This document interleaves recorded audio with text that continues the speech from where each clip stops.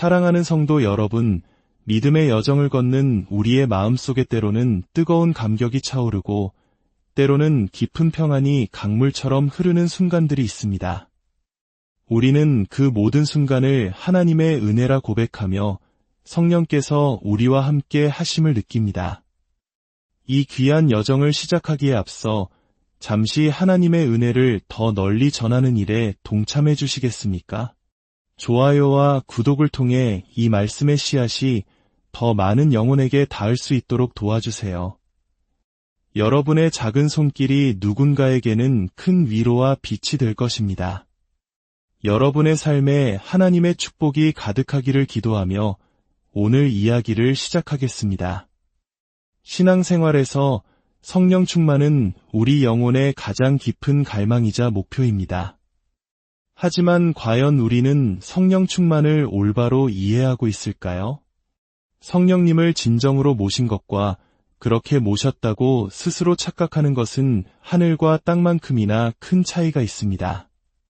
오늘날 많은 이들이 성령님의 역사를 경험했다고 굳게 믿지만 정작 그들의 삶에서는 성령의 9가지 열매를 찾아보기 어려울 때가 많습니다. 교회 안에는 스스로 성령 충만하다고 말하지만 실제로는 성령님의 세밀한 인도하심이 아닌 자신의 뜨거운 감정과 특별했던 경험에 의지하여 신앙생활을 하는 이들이 생각보다 많습니다. 방언을 유창하게 말하고 기적을 체험했으며 남들이 겪어보지 못한 신비한 경험을 했다는 사실만으로 자신의 영적 상태를 확신하곤 합니다. 그러나 성령께서 주시는 참된 충만함은 순간적인 감정의 고양이나 신비한 체험 그 자체에 있지 않습니다. 그것은 우리의 전 인격이 하나님께 온전히 순종하며 그분의 거룩한 뜻을 따라 살아가는 삶의 태도 속에서 비로소 드러나는 것입니다. 성경 속에서도 우리는 성령 충만을 오해했던 이들을 만날 수 있습니다. 마태복음 7장에서 예수님께서는 입으로는 주여, 주여 외치며 기적까지 행했지만 정작 하나님께는 인정받지 못할 사람들에 대해 엄중히 경고하셨습니다. 사도행전 8장에는 성령의 능력을 돈으로 사려 했던 마술사 시몬의 어리석은 이야기가 기록되어 있습니다. 그들은 모두 자신이 경험한 것을 성령의 역사라 믿었지만 그들의 마음 중심은 하나님과 아무런 상관이 없는 상태였습니다. 오늘 우리는 성령님을 모셨다고 착각하는 사람들에게서 공통적으로 나타나는 4가지 특징을 깊이 살펴보며 혹시 우리의 모습 속에도 이러한 그림자가 드리워져 있지는 않은지 스스로를 정직하게 돌아보는 시간을 갖고자 합니다. 진정한 성령 충만은 화려한 외적인 현상이 아니라 조용하지만 깊은 내면의 변화로부터 시작되기 때문입니다. 첫째, 성령님을 모셨다고 착각하는 사람들은 은사를 받은 것을 곧 성령 충만과 동일시합니다. 성령의 은사는 분명 하나님께서 당신의 교회를 세우고 성도들을 온전하게 하기 위해 주시는 귀하고 놀라운 선물입니다. 하나님께서는 각 사람의 필요와 교회의 유익을 따라 방언, 예언, 병 고치는 능력 등 다양한 은사를 허락하십니다. 성령께서는 각 사람에게 가장 알맞은 선물을 나누어 주시며 그것을 통해 하나님의 나라가 이 땅에 확장되기를 원하십니다. 하지만 기억해야 할 중요한 사실이 있습니다. 성령의 은사를 받았다는 것이 그 사람이 반드시 성령으로 충만하다는 증거는 아니라는 점입니다. 오히려 은사를 받은 후에 그 선물을 어떻게 사용하느냐에 따라 그 사람의 영적 성숙도가 드러나게 됩니다. 고린도 교회를 떠올려 보십시오. 그곳은 마치 영적 재능의 경연장과도 같았습니다. 예배 때마다 방언과 예언이 넘쳐나는 등 성령의 은사가 매우 활발하게 나타났습니다. 그러나 사도 바울은 오히려 그들을 향해 영적으로 미숙한 어린아이라고 책망했습니다. 그들에게는 화려한 은사는 있었지만 정작 가장 중요한 성령의 열매가 턱없이 부족했기 때문입니다. 교회 안에는 시기와 분쟁이 끊이지 않았고 서로 자신의 은사가 더 우월하다고 뽐내며 교만한 태도를 보이는 이들이 많았습니다. 은사는 성령께서 주시는 것이지만 그것을 사용하는 주체는 바로 우리 자신입니다. 따라서 은사를 어떻게 사용하느냐에 따라 우리는 성령 충만한 사람이 될 수도 혹은 교만한 바리새인이 될 수도 있는 것입니다. 예수님께서는 마지막 날에 많은 사람이 주님 앞에 서서 자신이 행한 놀라운 일들을 자랑할 것이라고 말씀하셨습니다. 주님, 우리가 주님의 이름으로 예언을 하고 주님의 이름으로 귀신을 쫓아내고 주님의 이름으로 많은 기적을 행하지 않았습니까? 라고 외칠 것입니다. 그러나 주님께서는 그들에게 차갑게 말씀하실 것입니다. 나는 너희를 도무지 알지 못한다. 이들은 주님의 이름을 사용하여 놀라운 능력을 행했지만 정작 주님과 인격적이고 친밀한 관계를 맺는 데는 실패했기 때문입니다. 여기서 우리는 중요한 영적 원리를 깨닫게 됩니다. 성령의 능력을 체험하고 은사를 받은 것이 곧 성령 충만을 의미하지 않는다는 사실입니다. 진정으로 성령 충만한 사람은 은사가 있느냐 없느냐보다 그의 삶이 어떻게 변화되고 있느냐로 증명됩니다. 어떤 사람은 방언을 유창하게 말하면서도 여전히 혈기와 분노를 다스리지 못합니다. 어떤 사람은 예언의 은사를 가졌지만 마음속에는 시기와 질투가 가득합니다. 또 어떤 사람은 기적을 행하는 능력을 받았지만 끊임없이 남을 정죄하며 자신이 영적으로 더 우월하다는 교만에 빠져 있습니다. 이것은 성령 충만한 사람의 모습이 아니라 하나님이 주신 귀한 선물을 오용하는 사람의 모습일 뿐입니다. 성령 충만한 사람은 은사를 자랑하지 않습니다. 은사는 자신의 영광을 위한 것이 아니라 오직 하나님의 영광을 위해 사용해야 할 도구임을 알기 때문입니다. 그래서 은사를 받은 사람일수록 더욱 겸손하게 엎드리며 하나님 앞에서 두렵고 떨리는 마음으로 자신을 돌아보는 것입니다. 사랑, 희락, 화평, 오래 참음, 자비, 양선, 충성, 온유, 절제. 이 9가지 성령의 열매가 없는 은사는 공허한 울림에 지나지 않습니다. 우리는 은사를 추구하는 사람이 아니라 은사를 주시는 성령님의 뜻에 온전히 순종하는 사람이 되어야 합니다. 둘째, 성령님을 모셨다고 착각하는 사람들은 감정적인 흥분을 성령의 임재로 오해합니다. 성령 충만한 삶은 우리의 감정에 깊은 영향을 줍니다. 하나님의 임재를 경험할 때 우리 마음이 뜨거워지고 주체할 수 없는 감격과 기쁨이 넘치는 것은 지극히 자연스럽고 귀한 체험입니다. 하지만 감정적인 흥분 그 자체가 성령 충만의 절대적인 증거는 아닙니다. 오늘날 많은 이들이 예배나 기도회에서 뜨거운 감정을 경험하고 나면 스스로 성령 충만해졌다고 쉽게 단정하곤 합니다. 그러나 예배당 문을 나서는 순간 일상의 삶으로 돌아가면 여전히 죄의 유혹에 무너지고 미움과 다툼 속에서 성령의 열매를 맺지 못하는 경우가 허다합니다. 진정한 성령 충만은 순간적인 감정의 고양이 아니라 지속적인 삶의 변화로 증명되기 때문입니다. 찬양을 부르다 흘리는 눈물, 간절히 부르짖는 통성기도, 말씀을 들을 때의 깊은 감동, 이 모든 것은 참으로 귀한 경험입니다. 하지만 우리는 그 뜨거웠던 순간이 지난 후에도 하나님과의 관계가 계속해서 깊어지고 있는지를 반드시 점검해야 합니다.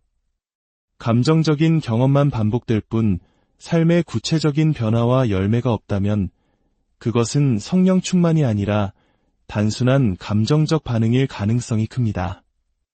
성경 속에서 우리는 이러한 예들을 쉽게 찾아볼 수 있습니다.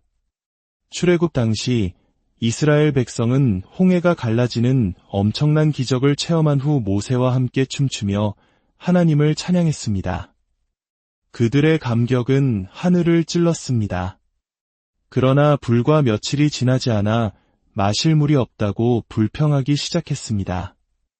예수님께서 오병이어의 기적을 행하셨을 때도 수많은 무리가 흥분하여 예수님을 억지로 왕으로 삼으려 했습니다. 그러나 예수님께서 썩어 없어질 양식이 아닌 영생의 말씀을 전하시자 그들은 이해할 수 없다며 모두 떠나가 버렸습니다. 그들은 감정적으로 뜨거웠던 순간에는 무엇이든 할 것처럼 보였지만 그들의 마음 중심에는 진정한 믿음과 순종이 없었던 것입니다. 우리 한국인들은 뜨거운 정의 민족입니다. 그래서인지 신앙생활에서도 뜨거운 감동과 눈물을 큰 은혜의 증표로 여기는 경향이 있습니다. 그러나 진정한 믿음은 뜨거운 눈물이 마른 후에도 변함없이 하나님의 말씀을 붙드는 것입니다. 때로는 기도에도 아무런 감정이 느껴지지 않을 때도 있습니다. 예배에 참석해도 마음이 냉랭하게 느껴질 때도 있습니다. 그러나 성령 충만한 사람은 자신의 감정을 따라 신앙생활하는 것이 아니라 변함없는 하나님의 말씀을 따라 신앙생활합니다. 감정이 요동쳐도 하나님을 신뢰하고 환경이 흔들려도 하나님의 약속에 순종하며 나아가는 것, 이것이 바로 성령 충만한 사람의 참된 모습입니다. 셋째, 성령님을 모셨다고 착각하는 사람들은 하나님의 말씀보다 개인적인 체험을 더 신뢰합니다. 성령님께서는 다양한 방법으로 우리 삶에 역사하시고 우리를 인도하십니다.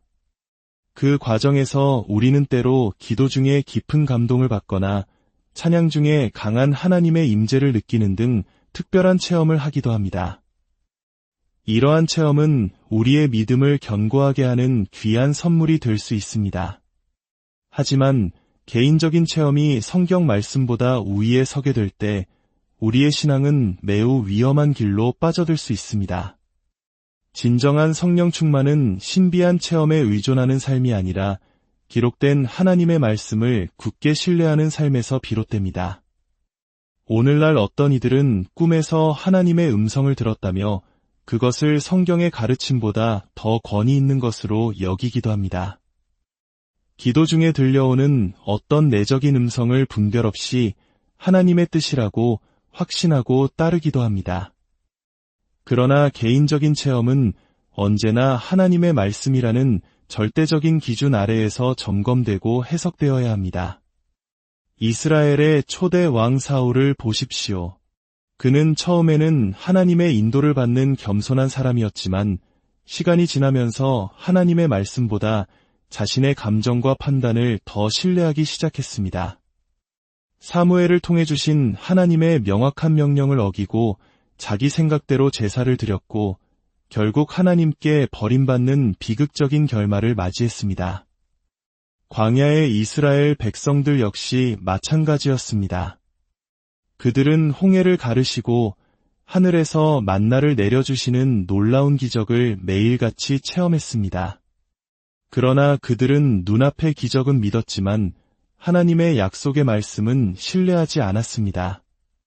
가나안 땅의 거인들을 보고 두려움에 사로잡혀 약속의 땅에 들어가기를 거부하고 하나님을 원망했습니다. 그들은 하나님의 영원한 말씀보다 자신들의 눈에 보이는 현실과 두려운 감정을 더 신뢰했던 것입니다. 예수님께서 광야에서 사탄에게 시험받으셨을 때 사탄은 바로 이 지점을 교묘하게 파고들었습니다. 내가 만일 하나님의 아들이어든 이 돌들로 떡덩이가 되게 하라. 그러나 예수님께서는 사람이 떡으로만 살 것이 아니요 하나님의 입으로부터 나오는 모든 말씀으로 살 것이라고 선포하시며 감각적인 체험의 유혹을 말씀의 권위로 물리치셨습니다. 성령님은 결코 기록된 성경 말씀과 반대되는 음성을 주시지 않습니다. 성령님은 진리의 영이시기 때문에 언제나 우리를 하나님의 말씀 가운데로 인도하십니다. 따라서 우리가 어떤 특별한 체험을 하더라도 그것이 과연 성경의 가르침과 일치하는지를 먼저 분별하는 지혜가 필요합니다. 개인적인 체험은 아름다운 추억이 될 수 있지만 우리의 신앙의 기초는 오직 영원히 변치 않는 하나님의 말씀 위에 세워져야 합니다.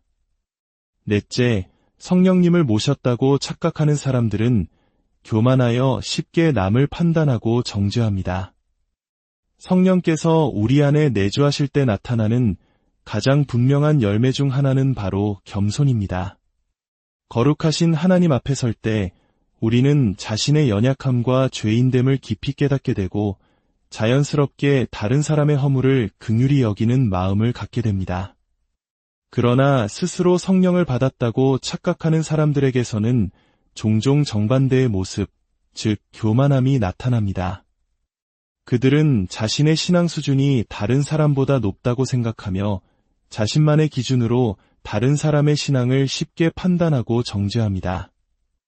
마치 예수님 시대의 바리새인들처럼 말입니다. 그들은 누구보다 율법을 철저히 지켰고 금식과 기도를 게을리하지 않았으며 11조 생활에도 철저했습니다. 그러나 그들의 가장 큰 문제는 바로 교만이었습니다. 자신들의 종교적 행위를 의로움의 척도로 삼아 세리와 죄인들을 멸시하고 정죄했습니다. 성령 충만한 사람은 결코 이런 모습을 보일 수 없습니다. 성령께서 주시는 마음은 언제나 사랑과 온유이기 때문입니다. 교만한 사람은 누군가의 기도 시간이 짧으면 믿음이 부족하다고 말하고 예배 태도가 자신과 다르면 은혜 받지 못한 사람이라고 판단합니다. 그러나 하나님께서는 우리의 외적인 행위가 아니라 마음의 중심을 보십니다. 성령 충만한 사람은 자신의 영광을 구하지 않습니다.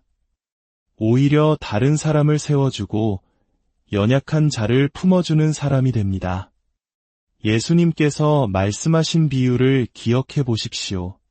성전에서 자신의 의로움을 자랑하며 기도했던 바리새인과 감히 하늘을 우러러보지도 못하고 가슴을 치며 하나님, 이 죄인을 불쌍히 여겨 주십시오라고 기도했던 세리. 예수님께서는 하나님께서 받으시는 기도는 바로 이 세리의 기도라고 말씀하셨습니다. 우리의 신앙을 돌아보아야 합니다. 나는 다른 사람을 판단하고 정죄하는 자리에 서 있지는 않은가? 나의 영적인 체험이나 지식을 자랑하며 은근히 다른 사람을 무시하고 있지는 않은가? 진정으로 성령 충만한 삶을 살기 원한다면 우리는 먼저 교만이라는 가장 큰 장애물을 내려놓아야 합니다. 그리고 하나님 앞에서 또한 사람들 앞에서 낮아지는 법을 배워야 합니다. 사랑하는 성도 여러분, 오늘 우리는 진정한 성령 충만이 무엇인지 함께 고민해 보았습니다. 그것은 특별한 은사를 소유하는 것도, 뜨거운 감정에 휩싸이는 것도, 신비한 체험을 하는 것도 아니었습니다. 참된 성령 충만은 오직 하나님의 말씀에 순종하며 겸손과 사랑으로 성령의 열매를 맺어가는 삶 그 자체입니다. 이 시간 우리 모두의 삶 가운데 성령님의 참된 열매가 풍성히 맺히기를 교만이 아닌 겸손으로 판단이 아닌 사랑으로 서로를 품어주는 주님의 참된 자녀가 되기를 간절히 기도합니다. 여러분의 모든 걸음 위에 하나님의 크신 은혜와 평강이 늘 함께 사랑하는 성도 여러분, 믿음의 여정을 걷는 우리의 마음속에 때로는 뜨거운 감격이 차오르고 때로는 깊은 평안이 강물처럼 흐르는 순간들이 있습니다. 우리는 그 모든 순간을 하나님의 은혜라 고백하며 성령께서 우리와 함께 하심을 느낍니다. 이 귀한 여정을 시작하기에 앞서 잠시 하나님의 은혜를 더 널리 전하는 일에 동참해 주시겠습니까? 좋아요와 구독을 통해 이 말씀의 씨앗이 더 많은 영혼에게 닿을 수 있도록 도와주세요. 여러분의 작은 손길이 누군가에게는 큰 위로와 빛이 될 것입니다. 여러분의 삶에 하나님의 축복이 가득하기를 기도하며 오늘 이야기를 시작하겠습니다. 신앙생활에서 성령 충만은 우리 영혼의 가장 깊은 갈망이자 목표입니다. 하지만 과연 우리는 성령 충만을 올바로 이해하고 있을까요? 성령님을 진정으로 모신 것과 그렇게 모셨다고 스스로 착각하는 것은 하늘과 땅만큼이나 큰 차이가 있습니다. 오늘날 많은 이들이 성령님의 역사를 경험했다고 굳게 믿지만 정작 그들의 삶에서는 성령의 9가지 열매를 찾아보기 어려울 때가 많습니다. 교회 안에는 스스로 성령 충만하다고 말하지만 실제로는 성령님의 세밀한 인도하심이 아닌 자신의 뜨거운 감정과 특별했던 경험에 의지하여 신앙생활을 하는 이들이 생각보다 많습니다. 방언을 유창하게 말하고 기적을 체험했으며 남들이 겪어보지 못한 신비한 경험을 했다는 사실만으로 자신의 영적 상태를 확신하곤 합니다. 그러나 성령께서 주시는 참된 충만함은 순간적인 감정의 고양이나 신비한 체험 그 자체에 있지 않습니다. 그것은 우리의 전 인격이 하나님께 온전히 순종하며 그분의 거룩한 뜻을 따라 살아가는 삶의 태도 속에서 비로소 드러나는 것입니다. 성경 속에서도 우리는 성령 충만을 오해했던 이들을 만날 수 있습니다. 마태복음 7장에서 예수님께서는 입으로는 주여, 주여 외치며 기적까지 행했지만 정작 하나님께는 인정받지 못할 사람들에 대해 엄중히 경고하셨습니다.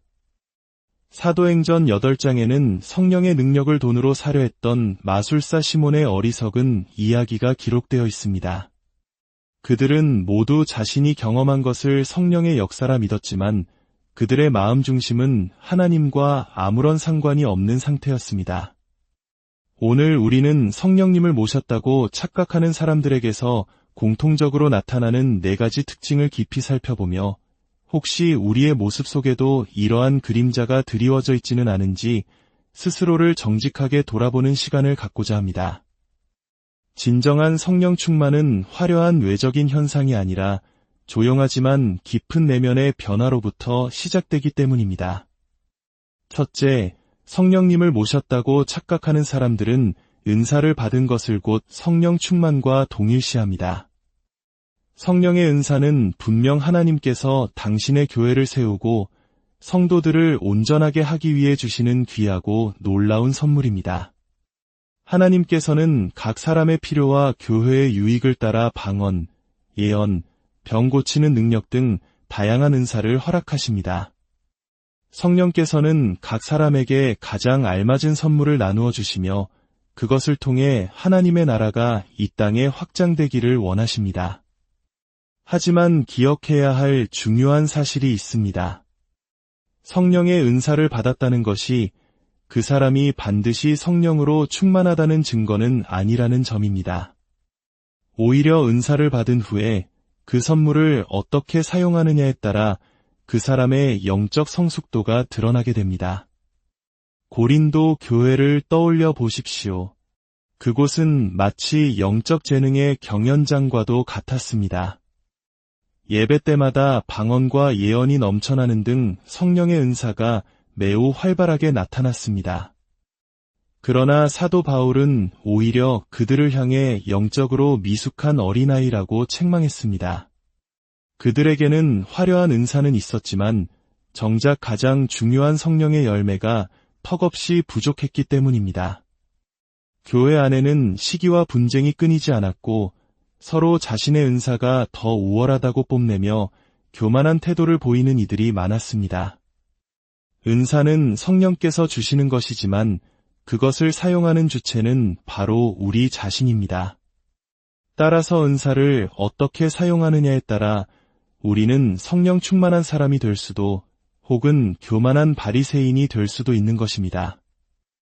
예수님께서는 마지막 날에 많은 사람이 주님 앞에 서서 자신이 행한 놀라운 일들을 자랑할 것이라고 말씀하셨습니다.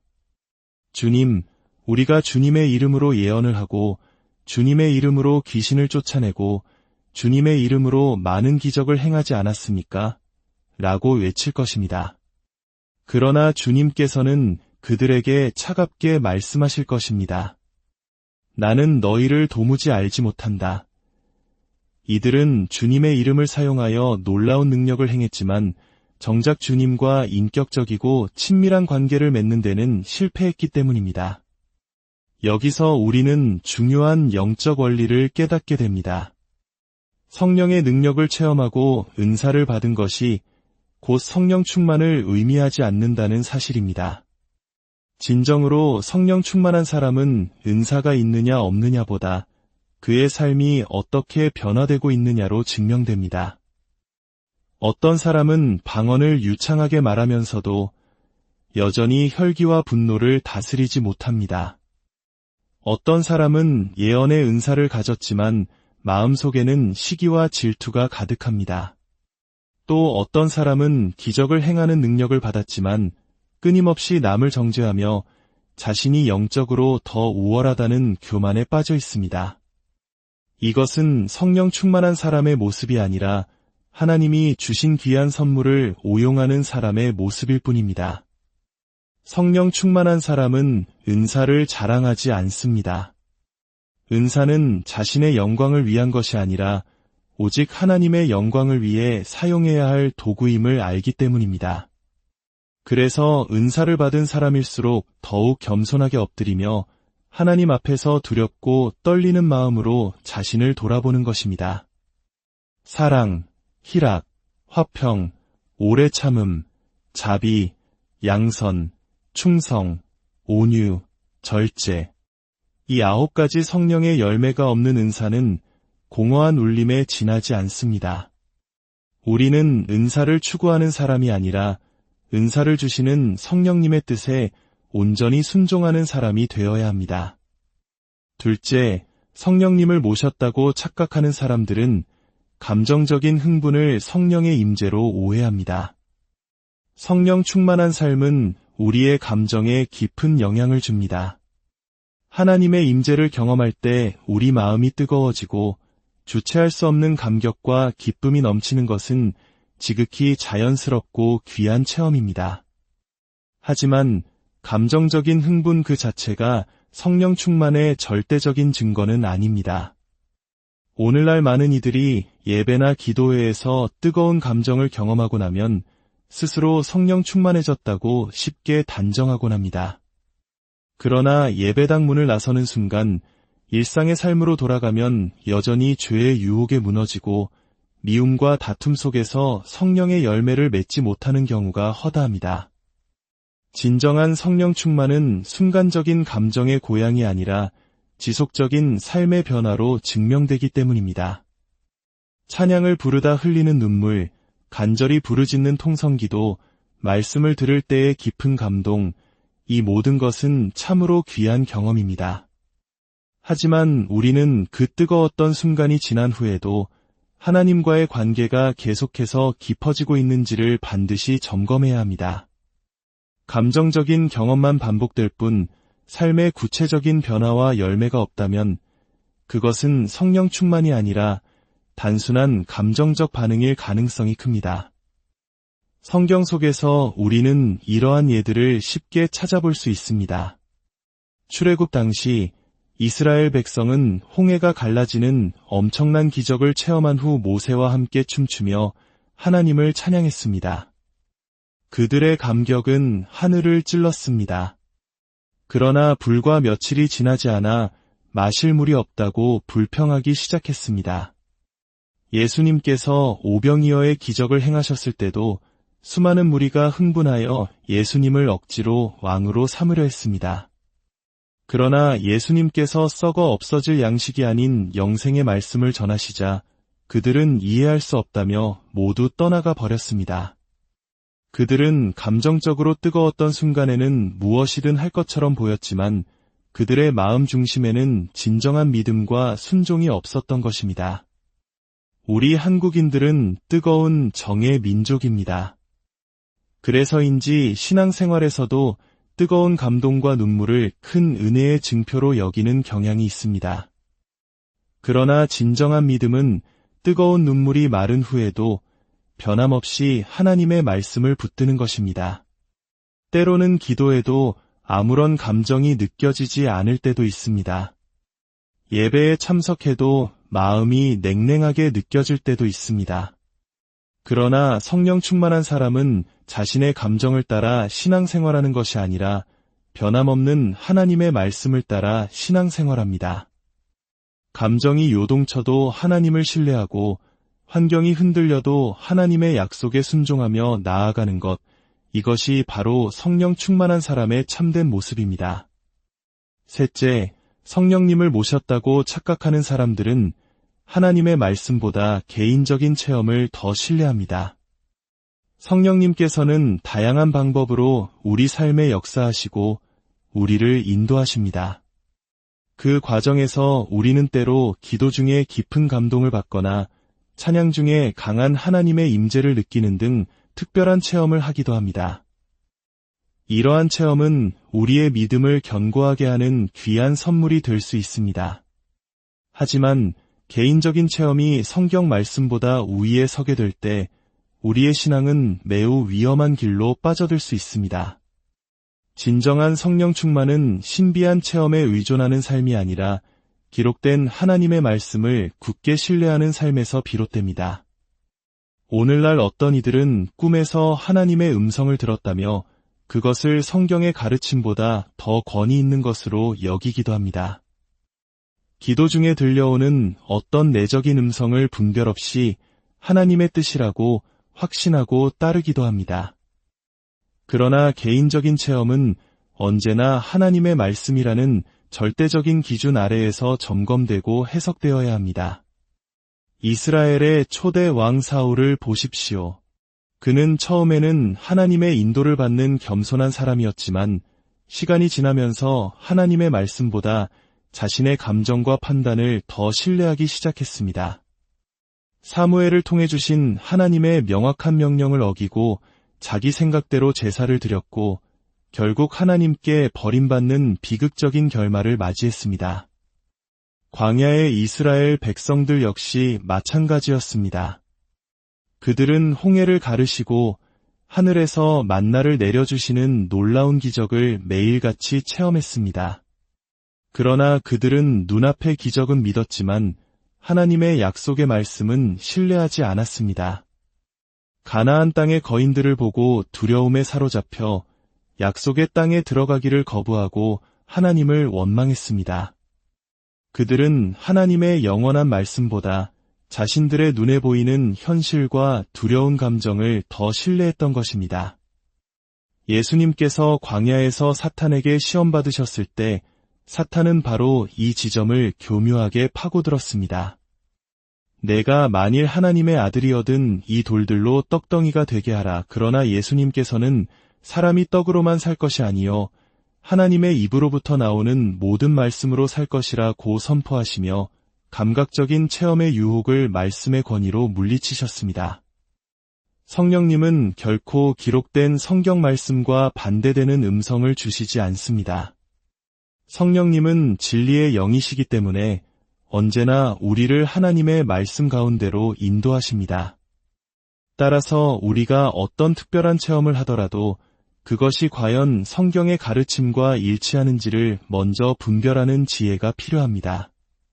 개인적인 체험은 아름다운 추억이 될 수 있지만 우리의 신앙의 기초는 오직 영원히 변치 않는 하나님의 말씀 위에 세워져야 합니다.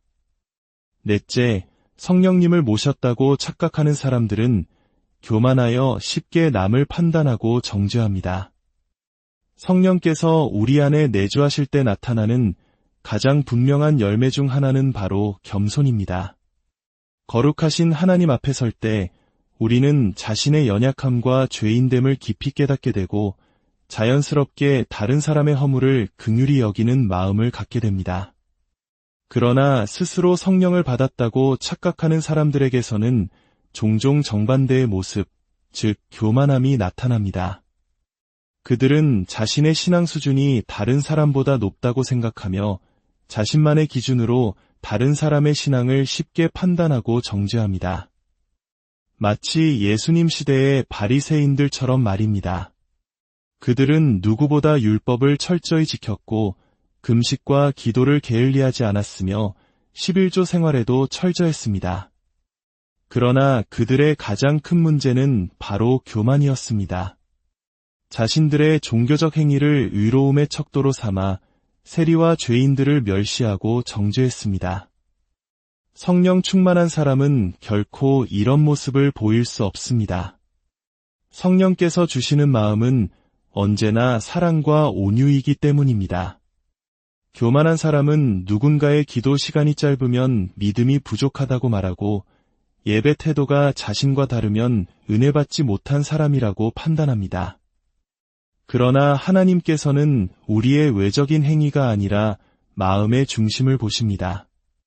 성령 충만한 사람은 자신의 영광을 구하지 않습니다. 오히려 다른 사람을 세워주고 연약한 자를 품어주는 사람이 됩니다. 예수님께서 말씀하신 비유를 기억해 보십시오.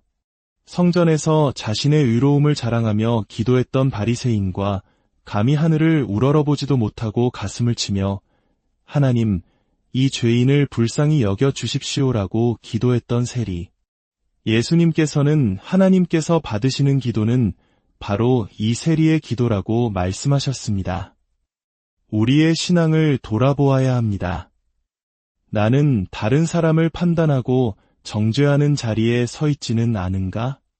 나의 영적인 체험이나 지식을 자랑하며 은근히 다른 사람을 무시하고 있지는 않은가?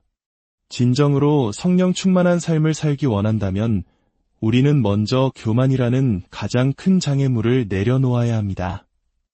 그리고 하나님 앞에서 또한 사람들 앞에서 낮아지는 법을 배워야 합니다. 사랑하는 성도 여러분, 오늘 우리는 진정한 성령 충만이 무엇인지 함께 고민해 보았습니다. 그것은 특별한 은사를 소유하는 것도, 뜨거운 감정에 휩싸이는 것도, 신비한 체험을 하는 것도 아니었습니다. 참된 성령 충만은 오직 하나님의 말씀에 순종하며 겸손과 사랑으로 성령의 열매를 맺어가는 삶 그 자체입니다. 이 시간 우리 모두의 삶 가운데 성령님의 참된 열매가 풍성히 맺히기를 교만이 아닌 겸손으로, 판단이 아닌 사랑으로 서로를 품어주는 주님의 참된 자녀가 되기를 간절히 기도합니다.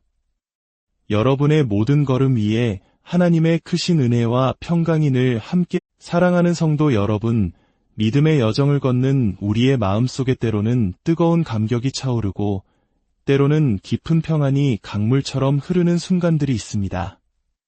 우리는 그 모든 순간을 하나님의 은혜라 고백하며 성령께서 우리와 함께 하심을 느낍니다. 이 귀한 여정을 시작하기에 앞서 잠시 하나님의 은혜를 더 널리 전하는 일에 동참해 주시겠습니까? 좋아요와 구독을 통해 이 말씀의 씨앗이 더 많은 영혼에게 닿을 수 있도록 도와주세요. 여러분의 작은 손길이 누군가에게는 큰 위로와 빛이 될 것입니다. 여러분의 삶에 하나님의 축복이 가득하기를 기도하며 오늘 이야기를 시작하겠습니다.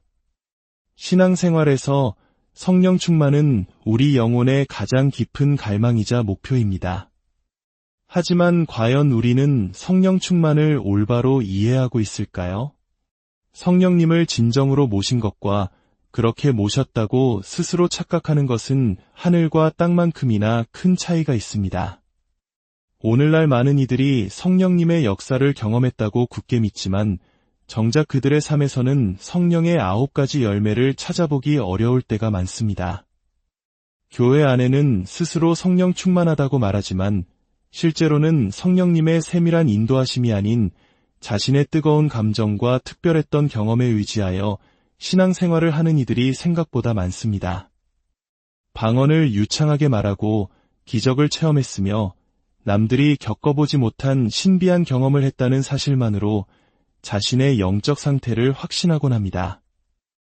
그러나 성령께서 주시는 참된 충만함은 순간적인 감정의 고양이나 신비한 체험 그 자체에 있지 않습니다. 그것은 우리의 전 인격이 하나님께 온전히 순종하며 그분의 거룩한 뜻을 따라 살아가는 삶의 태도 속에서 비로소 드러나는 것입니다. 성경 속에서도 우리는 성령 충만을 오해했던 이들을 만날 수 있습니다.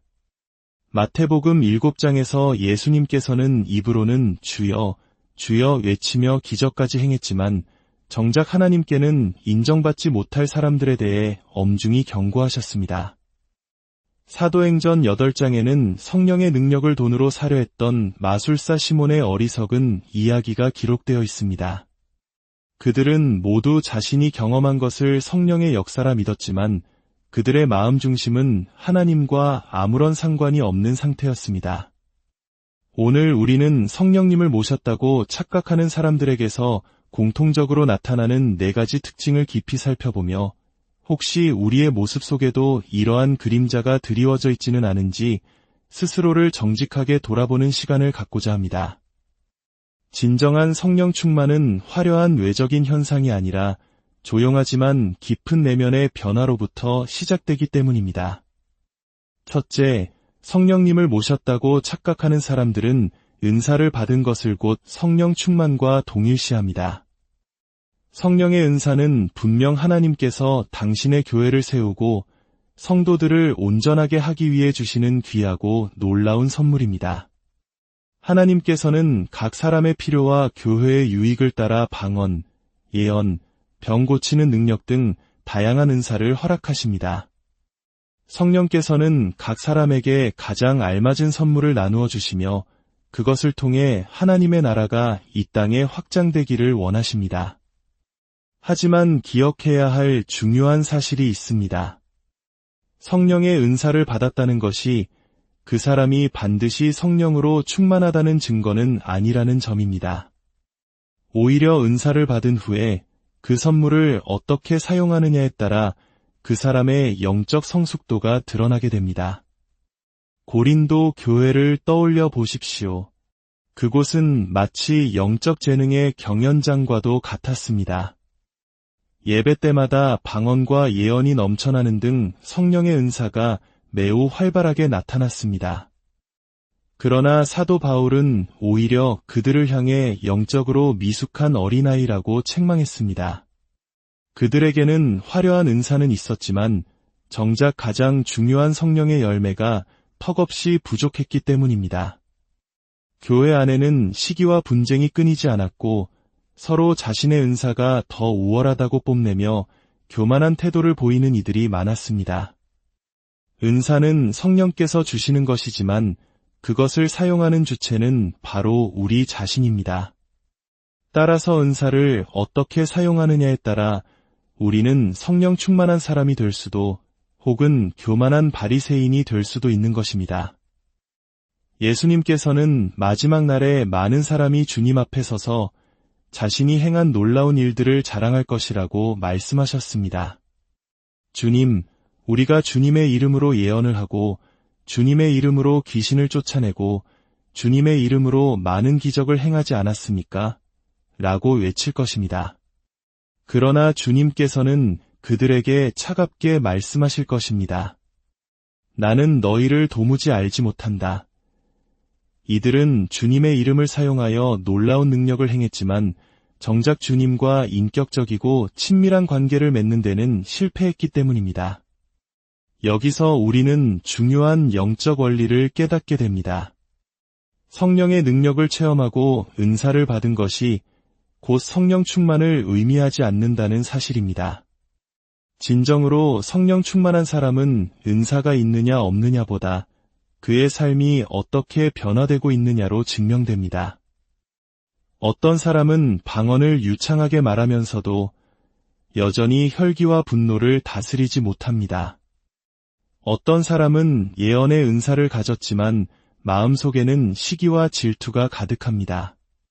또 어떤 사람은 기적을 행하는 능력을 받았지만 끊임없이 남을 정죄하며 자신이 영적으로 더 우월하다는 교만에 빠져 있습니다.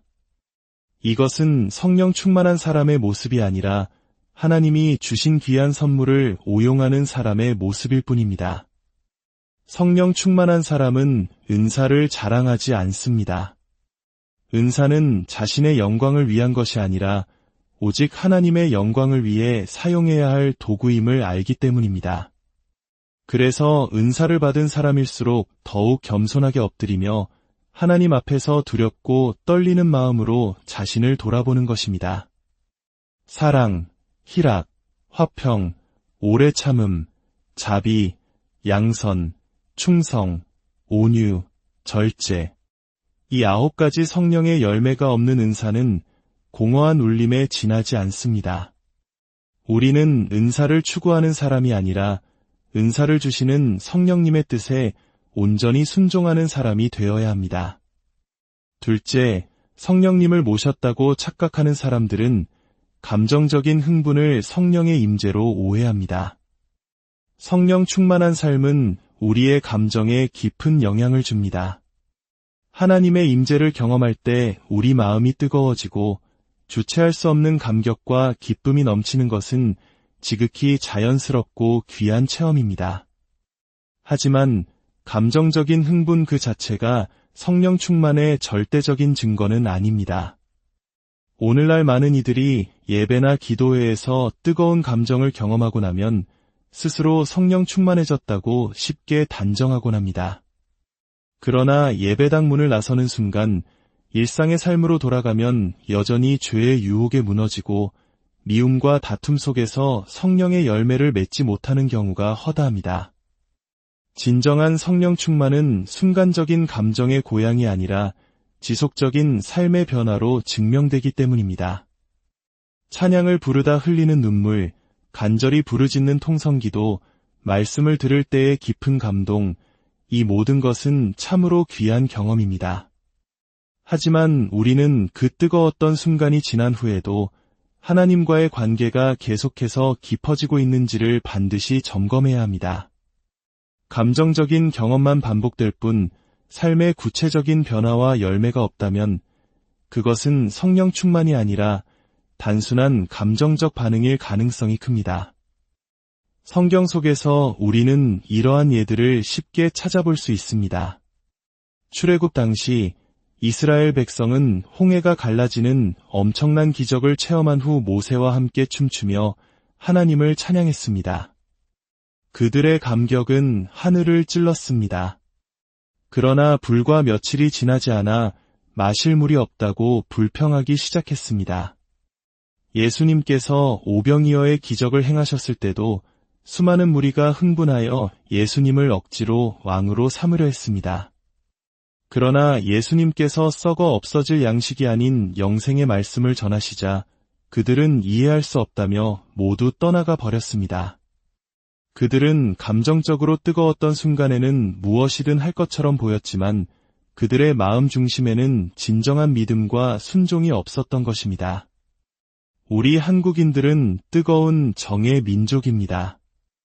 그래서인지 신앙생활에서도 뜨거운 감동과 눈물을 큰 은혜의 증표로 여기는 경향이 있습니다.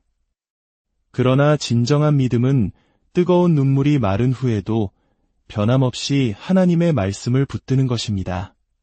때로는 기도에도 아무런 감정이 느껴지지 않을 때도 있습니다. 예배에 참석해도 마음이 냉랭하게 느껴질 때도 있습니다. 그러나 성령 충만한 사람은 자신의 감정을 따라 신앙생활하는 것이 아니라 변함없는 하나님의 말씀을 따라 신앙생활합니다. 감정이 요동쳐도 하나님을 신뢰하고 환경이 흔들려도 하나님의 약속에 순종하며 나아가는 것, 이것이 바로 성령 충만한 사람의 참된 모습입니다. 셋째, 성령님을 모셨다고 착각하는 사람들은 하나님의 말씀보다 개인적인 체험을 더 신뢰합니다. 성령님께서는 다양한 방법으로 우리 삶에 역사하시고 우리를 인도하십니다. 그 과정에서 우리는 때로 기도 중에 깊은 감동을 받거나 찬양 중에 강한 하나님의 임재를 느끼는 등 특별한 체험을 하기도 합니다. 이러한 체험은 우리의 믿음을 견고하게 하는 귀한 선물이 될 수 있습니다. 하지만 개인적인 체험이 성경 말씀보다 우위에 서게 될 때 우리의 신앙은 매우 위험한 길로 빠져들 수 있습니다. 진정한 성령 충만은 신비한 체험에 의존하는 삶이 아니라 기록된 하나님의 말씀을 굳게 신뢰하는 삶에서 비롯됩니다. 오늘날 어떤 이들은 꿈에서 하나님의 음성을 들었다며 그것을 성경의 가르침보다 더 권위 있는 것으로 여기기도 합니다.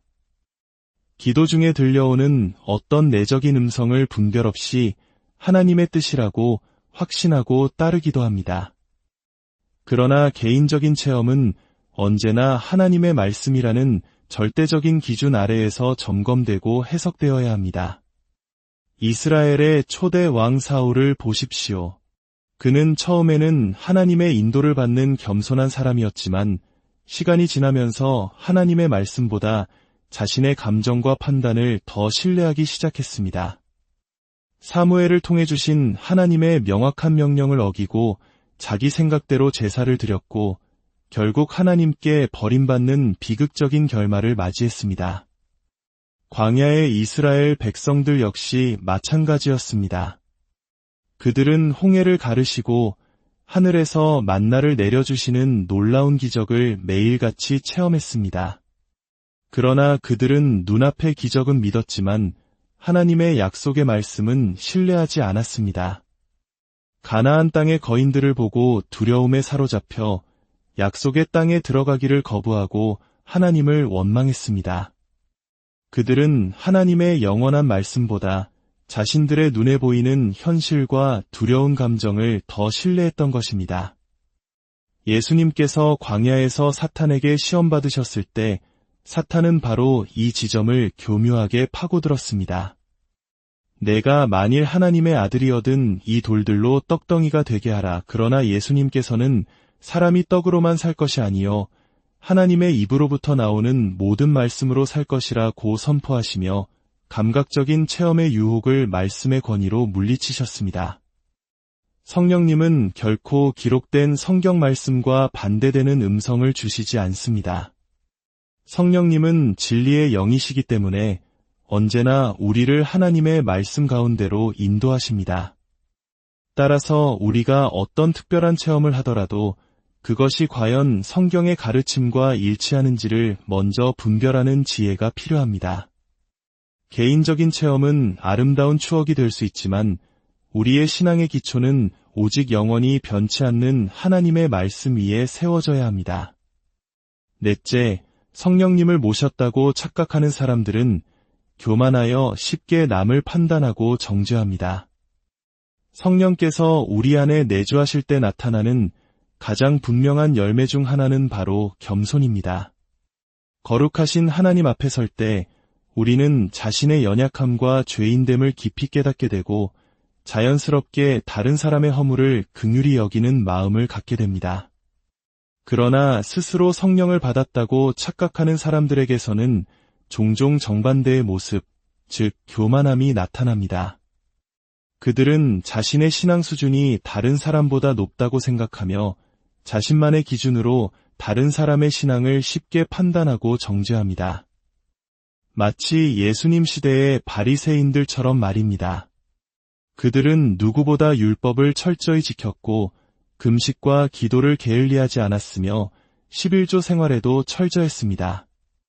그러나 그들의 가장 큰 문제는 바로 교만이었습니다.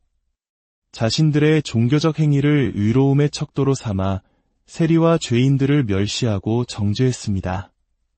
성령 충만한 사람은 결코 이런 모습을 보일 수 없습니다. 성령께서 주시는 마음은 언제나 사랑과 온유이기 때문입니다.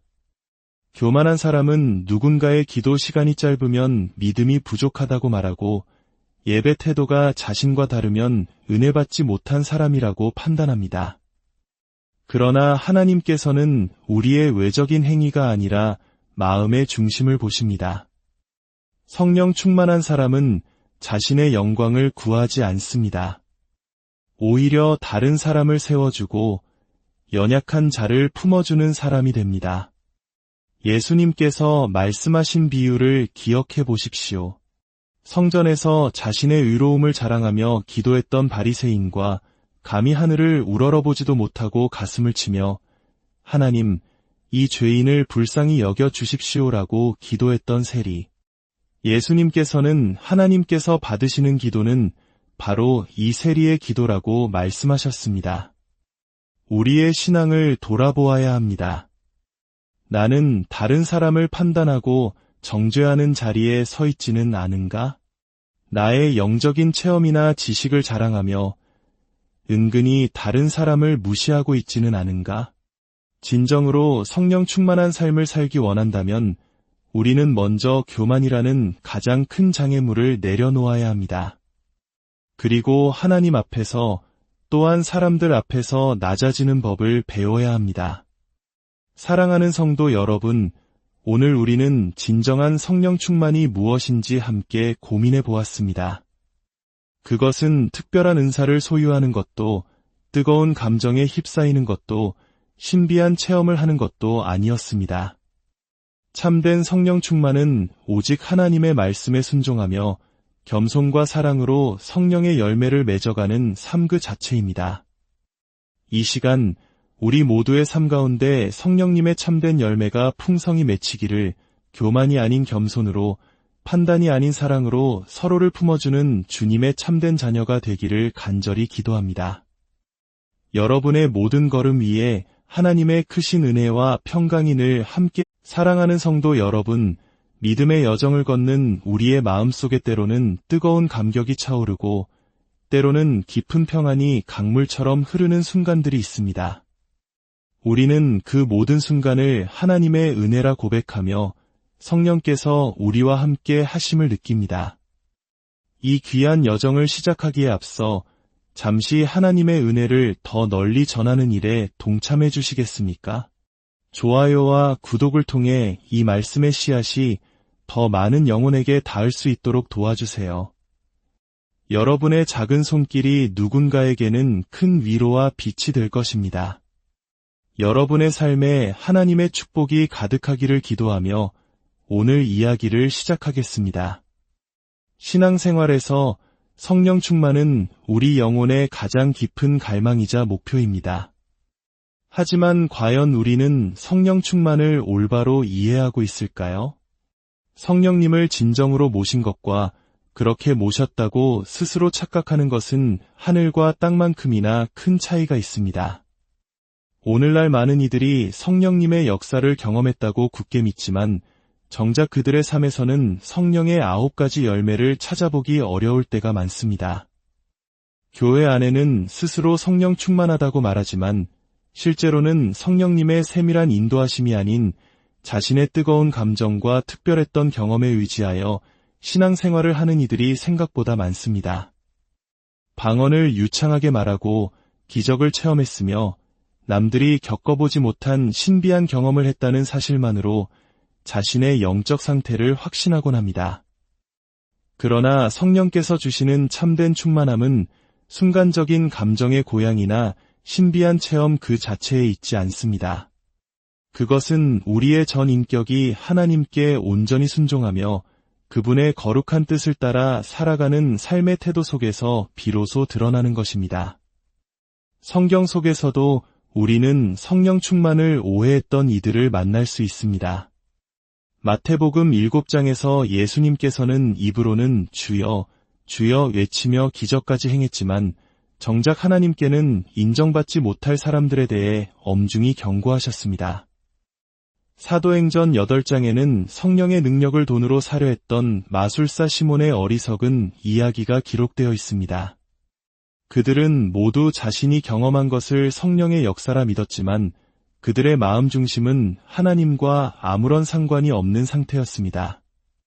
오늘 우리는 성령님을 모셨다고 착각하는 사람들에게서 공통적으로 나타나는 4가지 특징을 깊이 살펴보며 혹시 우리의 모습 속에도 이러한 그림자가 드리워져 있지는 않은지 스스로를 정직하게 돌아보는 시간을 갖고자 합니다. 진정한 성령 충만은 화려한 외적인 현상이 아니라 조용하지만 깊은 내면의 변화로부터 시작되기 때문입니다. 첫째, 성령님을 모셨다고 착각하는 사람들은 은사를 받은 것을 곧 성령 충만과 동일시합니다. 성령의 은사는 분명 하나님께서 당신의 교회를 세우고 성도들을 온전하게 하기 위해 주시는 귀하고 놀라운 선물입니다.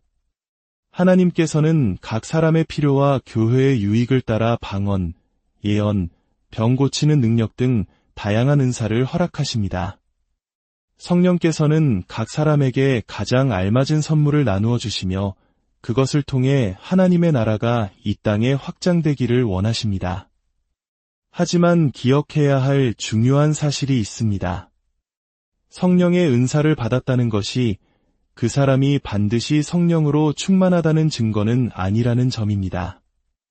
오히려 은사를 받은 후에 그 선물을 어떻게 사용하느냐에 따라 그 사람의 영적 성숙도가 드러나게 됩니다.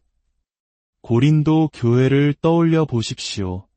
그곳은 마치 영적 재능의 경연장과도 같았습니다.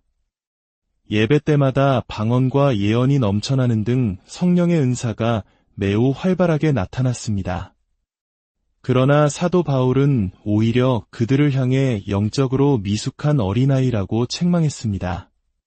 그들에게는 화려한 은사는 있었지만 정작 가장 중요한 성령의 열매가 턱없이 부족했기 때문입니다. 교회 안에는 시기와 분쟁이 끊이지 않았고 서로 자신의 은사가 더 우월하다고 뽐내며